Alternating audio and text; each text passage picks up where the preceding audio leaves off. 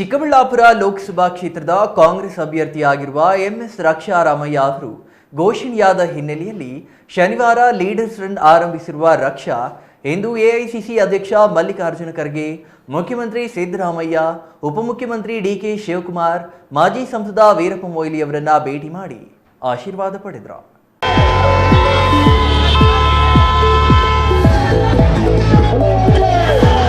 ಕಾಂಗ್ರೆಸ್ ರಾಷ್ಟ್ರೀಯ ಅಧ್ಯಕ್ಷ ಮಲ್ಲಿಕಾರ್ಜುನ ಖರ್ಗೆ ಅವರು ರಕ್ಷಾರಾಮಯ್ಯ ಅವರಿಗೆ ಚುನಾವಣೆಯಲ್ಲಿ ಅಭೂತಪೂರ್ವ ಗೆಲುವು ಸಾಧಿಸುವಂತೆ ಶುಭ ಹಾರೈಸಿದರು.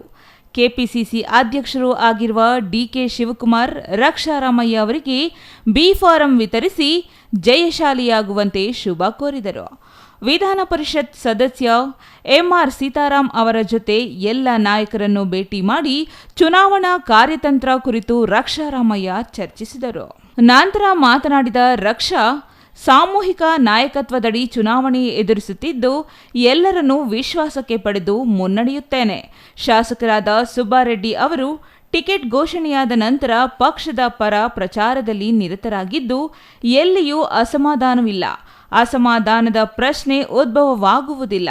ಹೈಕಮಾಂಡ್ ಟಿಕೆಟ್ ಹಂಚಿಕೆ ಮಾಡಿದ್ದು ಪಕ್ಷದ ಪ್ರಮುಖ ನಾಯಕರು ಪ್ರಚಾರದ ಪ್ರತಿ ಹಂತದಲ್ಲೂ ನಮ್ಮೊಂದಿಗೆ ಇರಲಿದ್ದಾರೆ ಎಂದರು.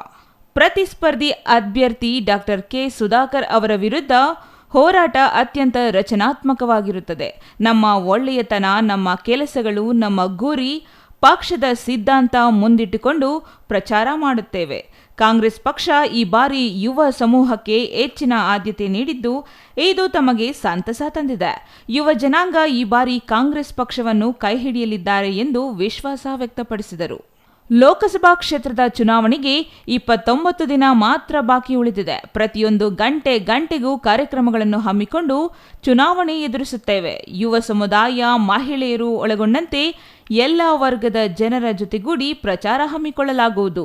ಕಾಂಗ್ರೆಸ್ ಗ್ಯಾರಂಟಿ ಕಾರ್ಯಕ್ರಮಗಳು, ಪಕ್ಷದ ರಾಷ್ಟ್ರೀಯ ವಿಚಾರಗಳ ಆಧಾರದ ಮೇಲೆ ಪ್ರಚಾರ ಹಮ್ಮಿಕೊಳ್ಳಲಾಗುವುದು ಎಂದರು. News bureau, CTV news, Chikkaballapur.